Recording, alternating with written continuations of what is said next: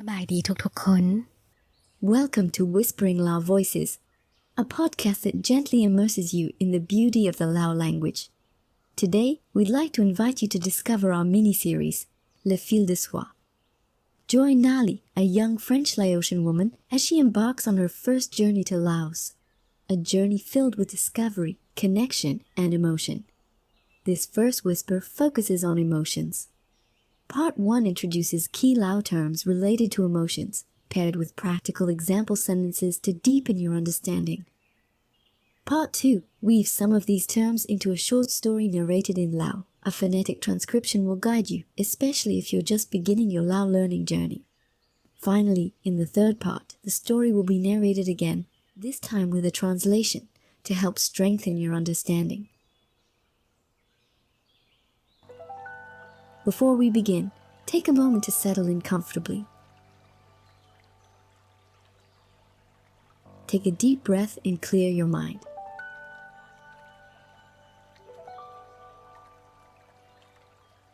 Now, let's embark on this immersive experience together. คำศัพท์และประโยค Words and sentences. ความรู้สึก feelings to feel ข้อยรู้สึกคือลาวกำลังใจให้ I feel like he's angry จิตอารมณ์ emotions ลาวเป็นคนที่ควบคุมอารมณ์ตัวเองบ่ได้ He is someone who cannot control his emotions ความสุข happiness นี่คือเวลาที่ค่อยมีความสุขหลาย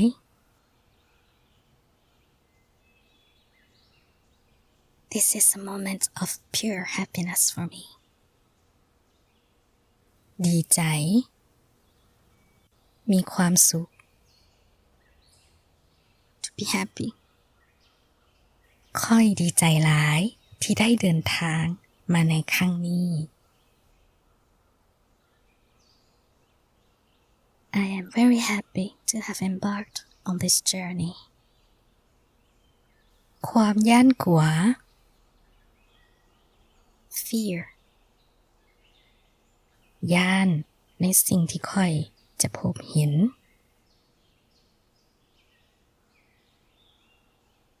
afraid of what I would discover ความโศกเศร้า sadness ความโศกเศร้าที่แอบแฝงในวาจาของเพิ่น the sadness hidden in their words ความคิดฮอดคิดถึงคะนึงหาความหลัง nostalgia เพลงนี้เฮ็ดให้ค่อยคิดหาความหลัง This song makes me nostalgic ความโมโหโกรธให้ anger น้ำเสียงของเราฟังคือโมโหโกรธให้ It sounds like there's anger in his voice ความเจ็บปวดใจ ความเจ็บปวด pain heartache grief ค่อยเจ็บปวดใจหลายหลังจากที่เราได้จากไป I felt a lot of grief after he left ความวิตกกังวล worry บ่ต้องวิตกกังวลดอก Don't worry ความภาคภูมิใจ pride ข่อยภูมิใจในตัวเจ้าหลาย หรือข่อยภูมิใจหลายในตัวเจ้า I am so proud of you ความหักหอม tenderness affection ตอนเพิ่นยังอยู่แม่ตู้ของข่อยหักหอมและถนอมผ้าผืนนี้หลาย When she was alive, my grandmother loved and took great care of this fabric. ความหัก love ข่อยกำลังมีความหัก I am in love ความหักแพง affection between friends for example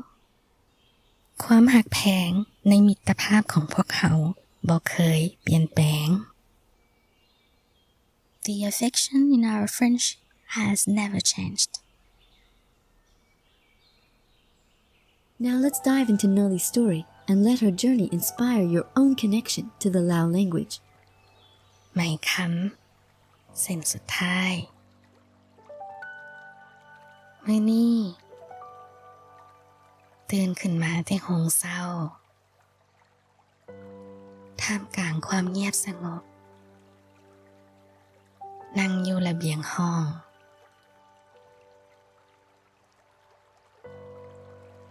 มองเบิ่งสายน้ำค้านค่อยๆลองไหลไปแบบบ่ใส่ใจกับเสียงจิบจับของนกน้อยที่ง้อยอยู่ทั้งกิ่งต้นไม้สีเขียวทุ่มตามแคมฝั่งแม่น้ำควันหมอกยามเศร้าปกคลุมหุ้มห่อเอาทิวทัศน์ธรรมชาติปล่อยให้มโนภาพเป็นเงาลอยเลือนเคลื่อนไหวไปมาอย่างซ่าๆสายลมเย็นพัดเอากลิ่นหอมอ่อนโยนและคุ้นเคยเข้ามาหานั่นก็คือกลิ่นของดอกจำปาเข้ามาโอบกอดคอยด้วยความอบอุ่นนิ่มนวลอ่อนซ้อยหลายสวยงามแท้นี่คือเวลาที่คอยมีความสุขหลายสุขใจที่ได้มีโอกาสชื่นชมแสงอรุณวันใหม่ที่ประเทศที่สงบนี้ที่คอยเคยได้สัมผัสผ่านเพียงการเล่าขานของผู้อื่นการเดินทางในครั้งนี้ได้ประเสริญความยุ่งยากหลายประการการเดินทางในครั้งนี้ได้พบกับอุปสรรคหลายด้านแต่ก็เป็นการเดินทางที่เต็มเปี่ยมไปด้วยความประทับใจตอนต้นค่อยก็รู้สึกย้านและกังวลย้าน ในสิ่งที่ค่อยจะพบเห็น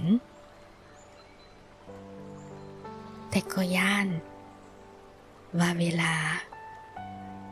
จะบ่เพียงพอให้ค่อยได้พบพ่อในสิ่งที่ได้มาตามหาที่ดินแดนอันแสนไกลแห่งนี้ประเทศชาติที่ห่างไกลห่างจากสถานที่สิ่งแวดล้อมที่ค่อยได้ลืมตาขึ้นมามองโลก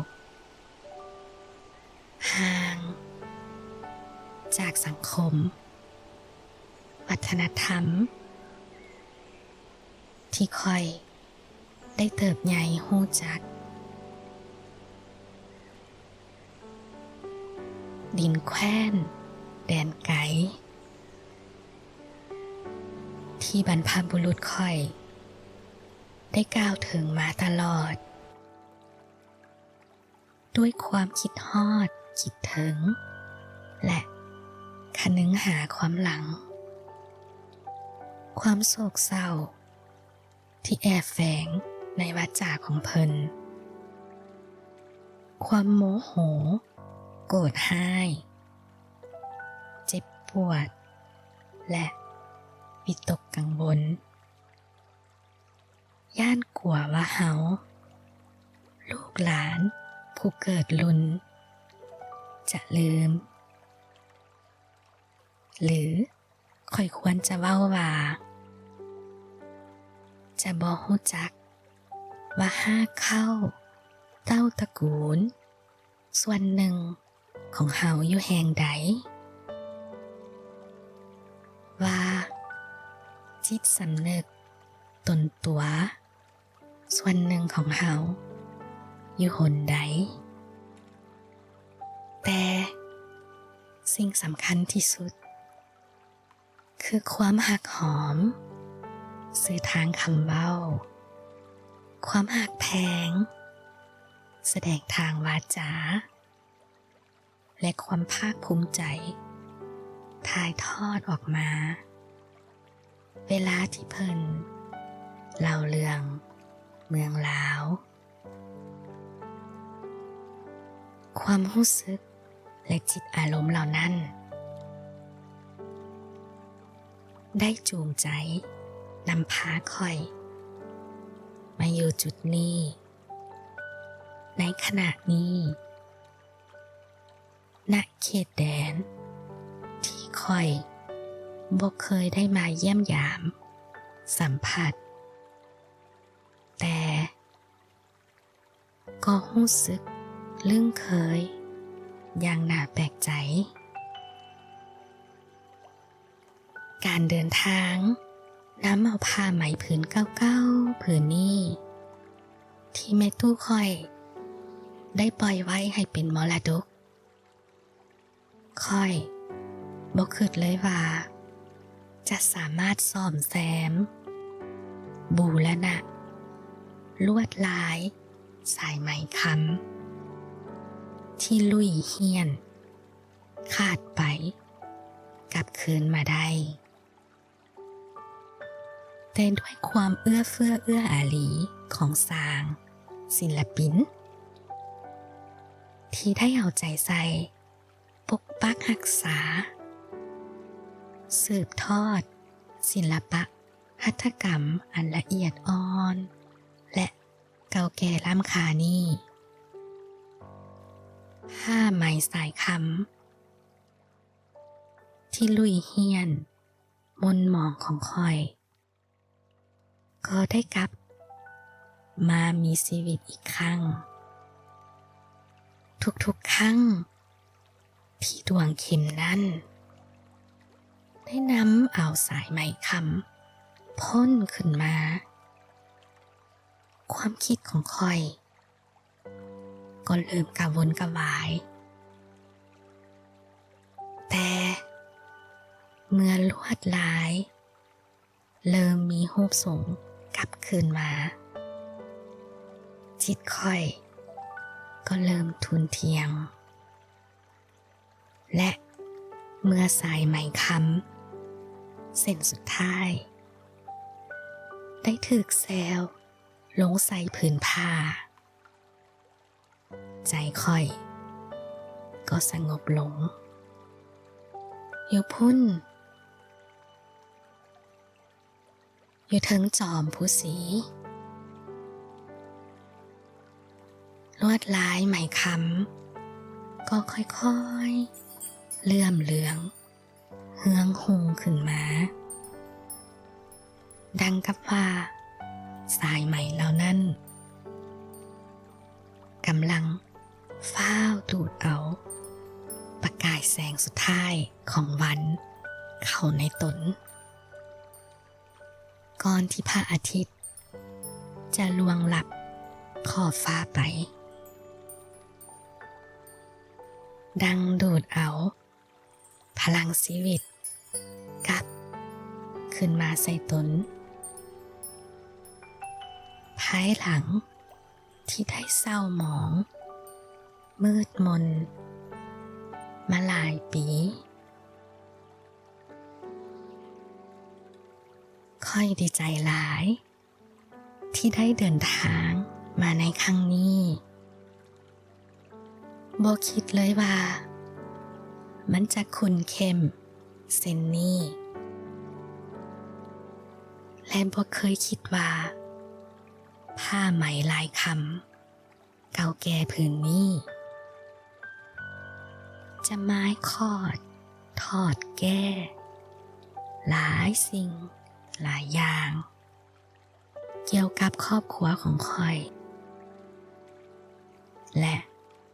ตัวของค่อยเองจากนี้ไปผ้าไหมผืนใหม่จะถูกตำถูกท้อต่อหูและ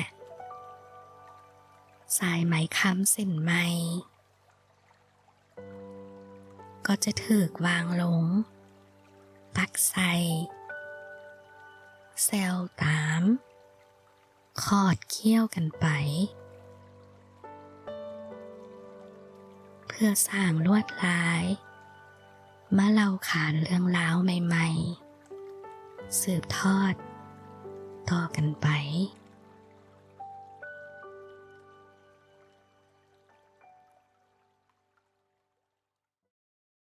Let's listen to Noli's story once more, now accompanied by the translation to deepen your understanding. ไหมคำเส้นสุดท้าย The last golden thread มื้อนี้ตื่นขึ้นมาที่ห้องเศร้า Today wake up at dawn ท่ามกลางความเงียบสงบนั่งอยู่ระเบียงห้อง Sitting on the balcony of my room I silently watched มองเบิ่งสายน้ำค้านค่อยๆลองไหลไปแบบบ่ใส่ใจ The Namkhan River continue its journey undisturbed กับเสียงจิบจับของนกน้อย by the chirping of birds ที่ง้อยอยู่ทั้งกิ่งต้นไม้สีเขียวทุ่มตามแคมฝั่งแม่น้ำ perched on the lush trees lining its banks ควันหมอกยามเช้าปกคลุมหุ้มห่อเอาทิวทัศน์ธรรมชาติ The morning mist wraps this landscape in a light veil ปล่อยให้มโนภาพเป็นเงา ลอยเลือน We could only imagine the floating silhouette เคลื่อนไหวไปมาอย่างซาๆ moving gently สายลมเย็นพัดเอากลิ่นหอมอ่อนโยนและคุ้นเคยเข้ามาหา A gentle breeze carries to me a delicate and familiar fragrance นั่นก็คือกลิ่นของดอกจำปา is the scent of ดอกจำปาเข้ามาโอบกอดคอยด้วยความอบอุ่นนิ่มนวล envelops me entirely with warmth and tenderness อ่อนซ้อยหลาย What a delicacy สวยงามแท้ What a beauty นี่คือเวลาที่คอยมีความสุขหลาย This is a moment of pure happiness for me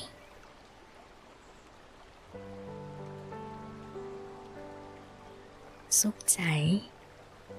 ที่ได้มีโอกาสซื่นสมแสงอรุณวันใหม่ I feel so happy to have this opportunity to witness the first rays of sunlight ที่ประเทศที่สงบนี้ in this peaceful country ที่ค่อยเคยได้สัมผัสผ่านเพียงการเล่าขานของผู้อื่น I have only ever known through the stories of others การเดินทางในครั้งนี้ This journey ได้ประเสริญความยุ่งยากหลายประการ has encountered many difficulties การเดินทางในครั้งนี้ This journey ได้พบกับอุปสรรคหลายด้าน has faced many obstacles แต่ก็เป็นการเดินทาง but this journey ที่เต็มเปี่ยมไปด้วยความประทับใจ was filled with wonders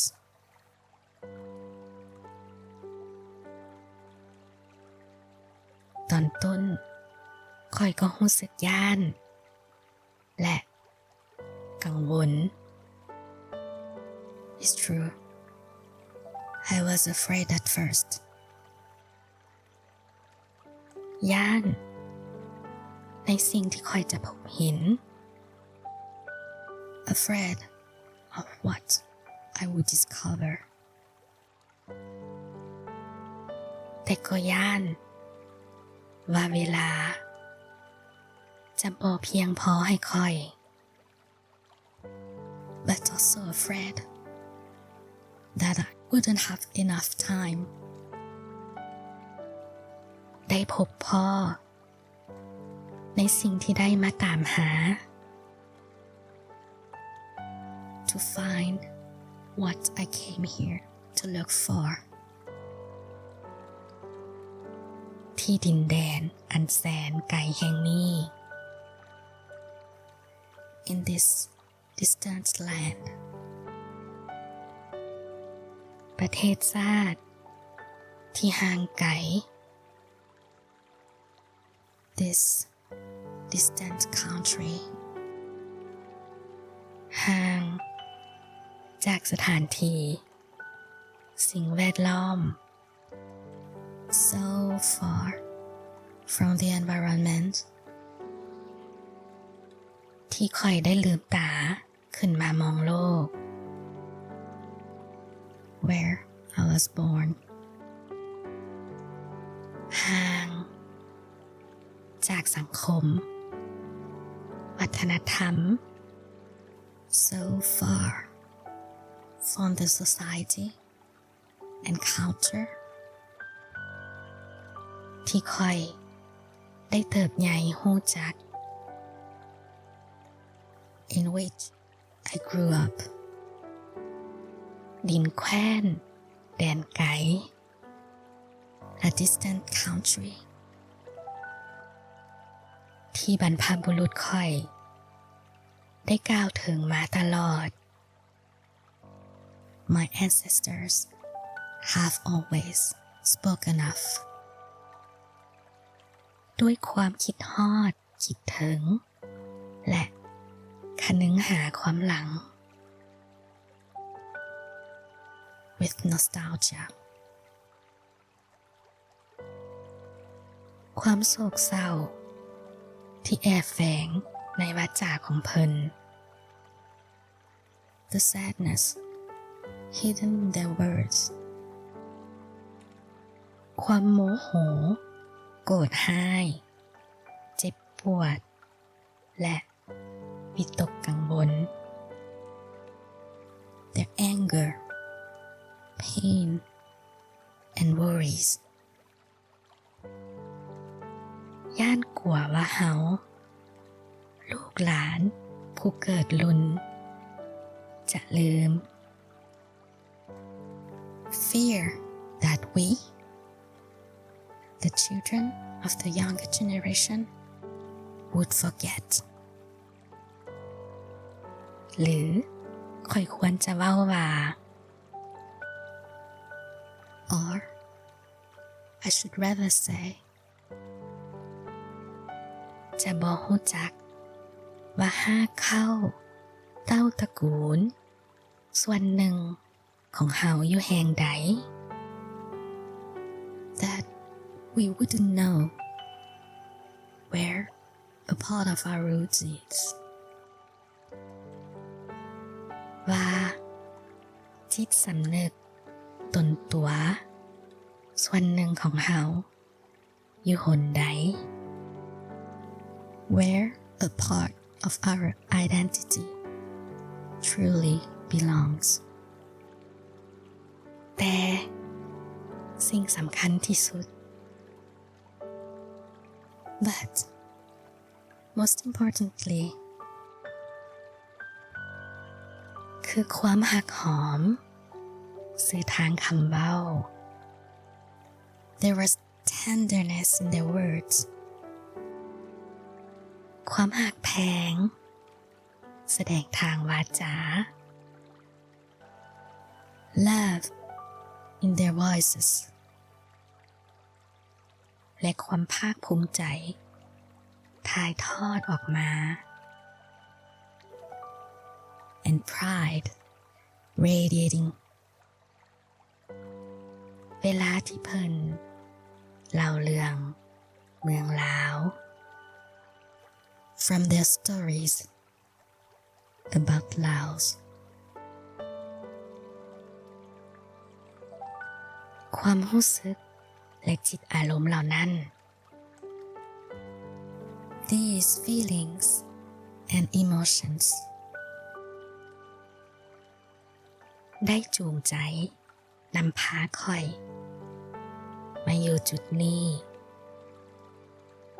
brought me here ในขณะนี้ to this very moment ณ เขตแดนที่ค่อยบ่เคยได้มาเยี่ยมยามสัมผัส to this country I have never visited before so unknown แต่ก็รู้สึกลึ่งเคยอย่างน่าแปลกใจ but yet so familiar การเดินทางน้ำเอาผ้าไหมผืนเก่าๆผืนนี้ coming here with this damaged silk fabric ที่แม่ตู้ค่อยได้ปล่อยไว้ให้เป็นมรดก that my grandmother left me as a legacy ค่อยบ่คิดเลยว่าจะสามารถซ่อมแซม I never thought I could repair บูรณะลวดลายสายไหมคำ restore the golden thread pattern ที่ลุยเฮียนขาดไปกลับคืนมาได้ It was missing แต่ด้วยความเอื้อเฟื้อเอื้ออารีของสร้างศิลปิน But thanks to the artisan artists ที่ได้เอาใจใส่ปกปักรักษา who have preserved สืบทอดศิลปะหัตถกรรมอันละเอียดอ่อนและเก่าแก่ล้ำค่านี้ and carried on this precious and delicate ancestral art ผ้าไหมสายคำ my golden thread silk ที่ลุยเฮียนมนหมองของคอย scarred by life and worn by time ก็ได้กลับมามีชีวิตอีกครั้ง has been brought back to life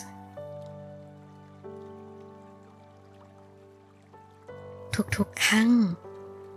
ที่ดวงเข็มนั้น every time the needle ได้นำเอาสายไหมคำพ่นขึ้นมา re-emerged with the golden thread ความคิดของคอย my thoughts ก็เริ่มกระวนกระวาย began to race แต่เมื่อลวดลายเริ่มมีรูปทรงกลับคืนมา but as the pattern came back to life again จิตค่อยก็เริ่มทุนเทียง my mind grew calm และเมื่อสายไหมคำเส้นสุดท้ายได้ถูกแซวลงใส่ผืนผ้า and when the last golden thread was delicately placed on the silk ใจค่อยก็สงบลง my heart felt at peace อยู่พุ่น there อยู่ถึงจอมผู้สี high atop Mount ผู้สีลวดลายไหมคำก็ค่อยๆเลื่อมเหลืองเฮืองหงขึ้นมา The golden pattern regained all its splendor ดังกับว่าสายไหมเหล่านั้น as if the silk threads กำลังฟ้าวดูดเอาประกายแสงสุดท้ายของวันเข้าในตน rushing to absorb the last rays of sunlight within it ก่อนที่พระอาทิตย์จะล่วงลับขอบฟ้าไป before the sun disappeared from the horizon ดังดูดเอาพ ลังชีวิตกลับขึ้นมาใส่ตน as if it were absorbing life and coming back to life again ภายหลังที่ได้เศร้าหมองมืดมนมาหลายปี after all these years ค่อยดีใจหลายที่ได้เดินทางมาในครั้งนี้ I am very happy to have embarked on this journey บ่คิดเลยว่ามันจะขุ่นเข้มเส้นนี้ I never thought it would be so intense และบ่เคยคิดว่าผ้าไหมลายคำเก่าแก่ผืนนี้ nor that this damaged piece of silk จะไม้คอดทอดแก้หลายสิ่งหลายอย่าง which reveal so much เกี่ยวกับครอบครัวของข้อย about my family และตัวของข้อยเอง and about myself จากนี้ไป from now on ผ้าไหมผืนใหม่จะถูกตำถูกท้อต่อหู new fabrics can be woven และสายไหมค้ำเส้นใหม่ and new golden threads ก็จะถูกวางลงปักใส่แซวตามขอดเคี่ยวกันไป will be embroidered and intertwined เพื่อสร้างลวดลายมาเล่าขานเรื่องราวใหม่ๆสืบทอดต่อกันไป weaving and telling new stories